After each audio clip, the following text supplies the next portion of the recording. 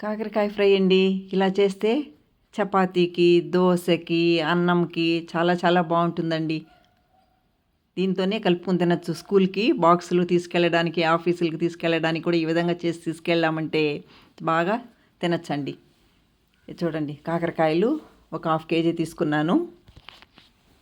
వాటిని బాగా వాష్ చేసి పెట్టుకుని కట్ చేసుకోవాలండి.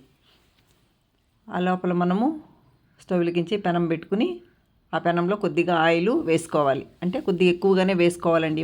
మళ్ళీ ఆ ఆయిల్ మనం పక్కకి తీసేస్తామండి. ఆయిల్లో బాగా వేగాలి. ఆయిల్లో వేగుతున్నప్పుడు ఆ లోపల మనము ఈ పౌడరు కొట్టి పెట్టుకుందామండి. 2 ఎండుమిర్చి, వేరుశనగ గింజలు వేయించినవి, పుట్నాల పప్పు, కొద్దిగా ఎండు కొబ్బరి, వీటన్నిటిని పౌడర్ చేసి పెట్టుకోవాలి. కాకరకాయ చూడండి కొద్దిగా ఫ్రై అయింది. ఆయిల్లో ఫ్రై అవుతుంది కాబట్టి ఇలా బాగా మెత్తగా కూడా ఉడికిందండి.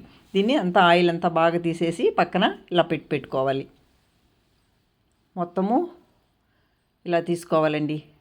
ఆయిల్ అంతా బాగా కారిపోయేంత వరకు ఉండి తీసి పెట్టుకోవాలి. తర్వాత ఆ ఆయిల్ ఒక దీంట్లోకి వేసుకోవాలండి. కొద్దిగా ఒక 2 స్పూన్స్ ఆయిల్ వేసి పోపు అంతా పెట్టుకోవాలి. చూడండి, వంపినాం చూడండి, ఆ ఆయిల్ ఎంత వచ్చిందో అది పక్కకి అలా పెట్టుకోవాలి.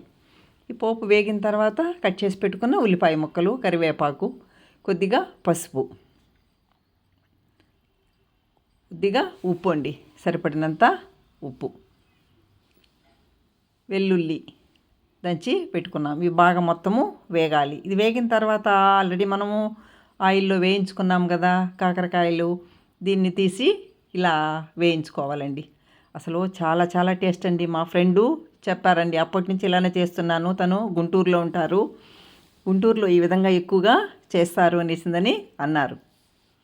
కారము మనం అప్పుడే పౌడర్ చేసుకున్నాం కదండి, ఆ పౌడర్ ఇది.